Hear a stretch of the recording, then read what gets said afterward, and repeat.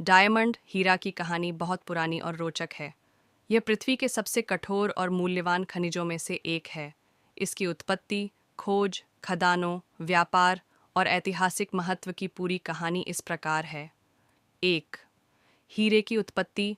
हीरे का निर्माण लाखों करोड़ों साल पहले पृथ्वी के गर्भ में उच्च तापमान 1000 से 1200 डिग्री सेल्सियस और अत्यधिक दबाव 45 से 60 किलो बार में हुआ था।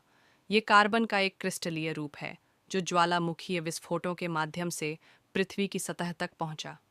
2. प्राचीन काल में हीरे की खोज और महत्व। भारत में शुरुआत। भारत को हीरों की जन्मभूमि माना जाता है। यहाँ कृष्णा नदी के पास गोलकुंडा क्षेत्र में पहली बार हीरे पाए गए।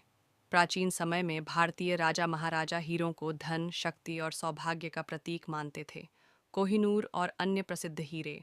भारत से कई प्रसिद्ध हीरे निकले, जिनमें कोहिनूर, होप डायमंड और ड्रेसडेन ग्रीन डायमंड शामिल हैं। 3.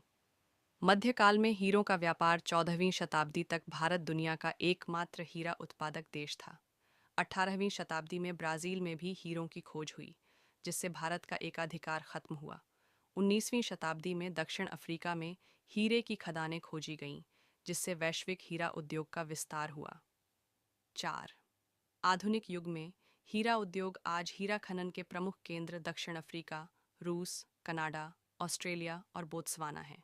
डी बियर्स कंपनी ने 20वीं शताब्दी में हीरा व्यापार पर लगभग एकाधिकार कर लिया था और अ डायमंड इज फॉरएवर जैसी मार्केटिंग रणनीतियों से इसकी मांग बढ़ाई। अब सिंथेटिक हीरे भी बनाए जा रहे हैं, जो प्राकृतिक हीरों के विकल्प के रूप में उभर रहे हैं। 5. हीरे का महत्व और उपयोग। गहनों में, सगाई की अंगूठियों और अन्य आभूषणों में हीरे का सबसे ज़्यादा उपयोग होता है। औद्योगिक उपयोग। Drill bit, cutting tools, laser और इलेक्ट्रॉनिक्स में भी हीरों का इस्तेमाल किया जाता है। वैज्ञानिक और चिकित्सा क्षेत्र। हीरों का उपयोग उन्नत तकनीकों और चिकित्सा उपकरणों में किया जाता है। निष्कर्ष। हीरा सिर्फ एक खनिज नहीं, बल्कि यह शक्ति, प्रेम, वैभव और रहस्य का प्रतीक भी है।